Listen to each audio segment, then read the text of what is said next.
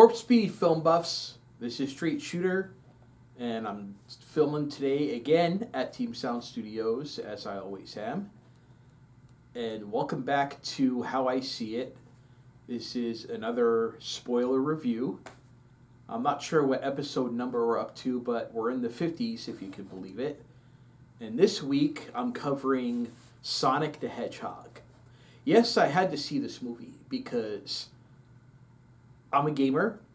I'm a little bit more of a casual gamer now, but when I was a kid, I had the Atari, then I had the Nintendo Entertainment System, and I had the Sega Genesis, and of course, most Sega Genesis comes with the Sonic the Hedgehog 2 or Sonic the Hedgehog. So that was probably the first Sega game that I played, and I've been following the games up until now. Most recently, they did the Sonic Mania, which I was really pleased about because it went back to the classic style and format that they did for Sonic the Hedgehog as opposed to the newer 3D version. I also went because I went with my friend and his kid, so it's definitely a family movie.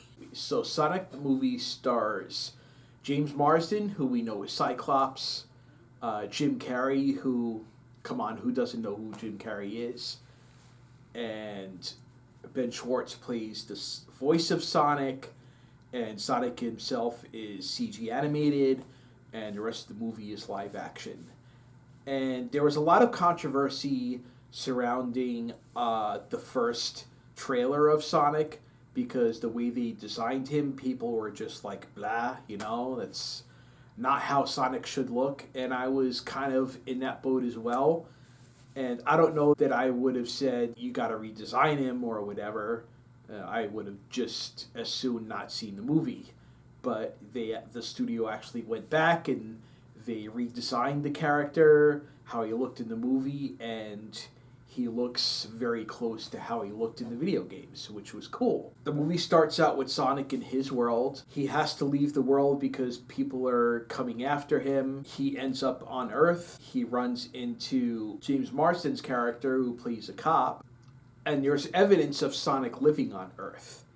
When something finally happens that makes the rest of the world take notice, like he runs around the baseball field really fast, it sets off an energy burst that turns off the power in most of the country. Then they send Dr. Robotnik, played by Jim Carrey, to find whoever's responsible for it.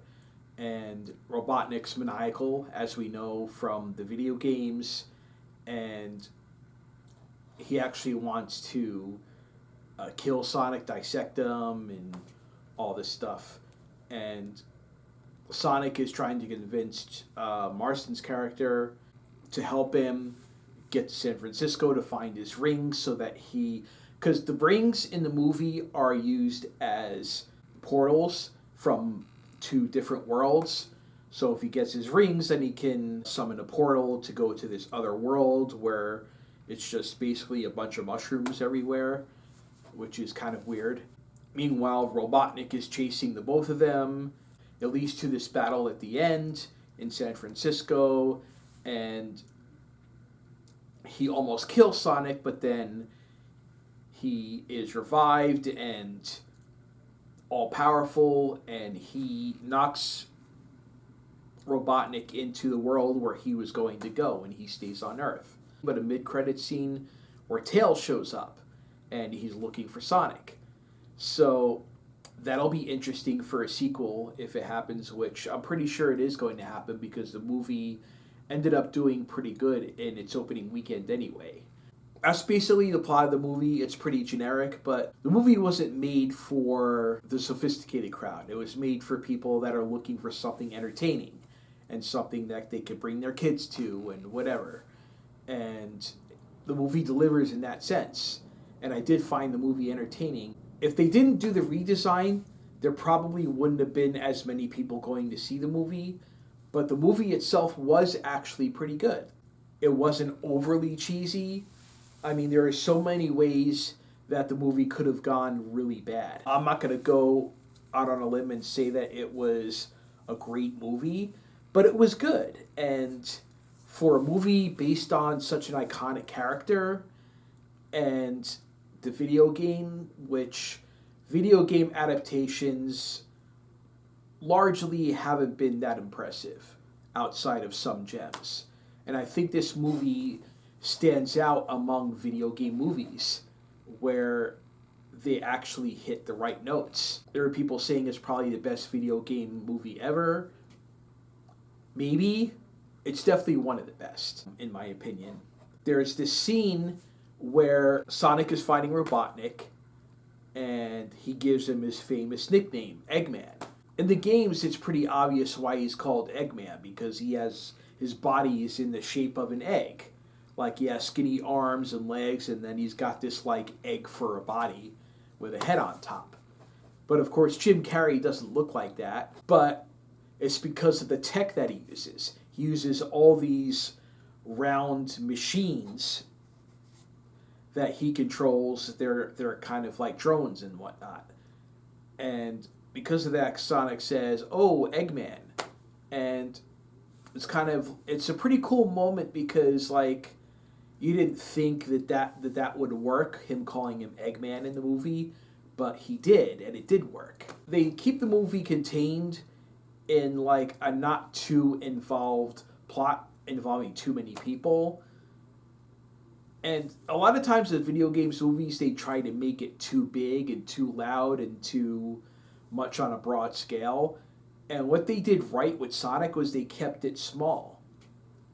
Like, it was just about Sonic and his human counterpart, and they were running from Dr. Robotnik trying to get Sonic to the rings, and it was about the battle between Sonic and Robotnik at the end, and that was it. They didn't try to force in too many other characters, too many other Sonic characters, too many human characters.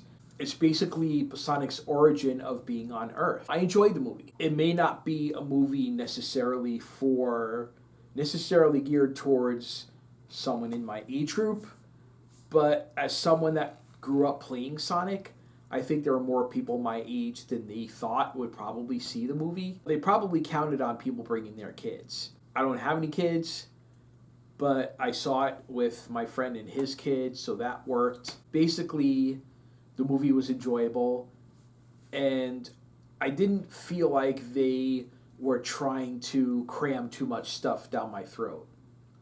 It was just the right amount of ingredients. The comedy was, some of the comedy was kind of but with Jim Carrey, like, Jim Carrey is always going to be over the top, and he kind of calls back to his 90s roles where he was over the top in just about every role. And since then, he's kind of, like, calmed down and tried to be more serious, but he comes back to the crazy, silly character that we know and love Jim Carrey to be, which was refreshing to see again. And James Marsden did an okay job. He didn't really stand out as the male lead, but he serviced the plot well. He played a good counterpart to Sonic. And it would have been easy for them to say, okay, let's have Sonic find a kid, and the kid is going to be with him the whole time. And that would have been, like, really a kid's movie. And I'm glad they didn't go that way. They chose to pair him up with an adult, and the adult was trying to help him. What else can I say? I mean, it was a good movie. Not a great movie by any means, but it was enjoyable. And for fans of Sonic, for fans of the video game, for fans of the character, for fans of the show even, it was a good adaptation.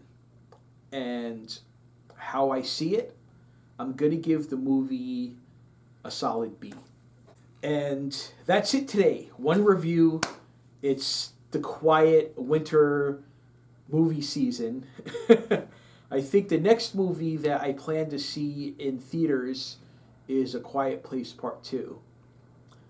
But other than that, if I see any other movies before then, of course I'll be here.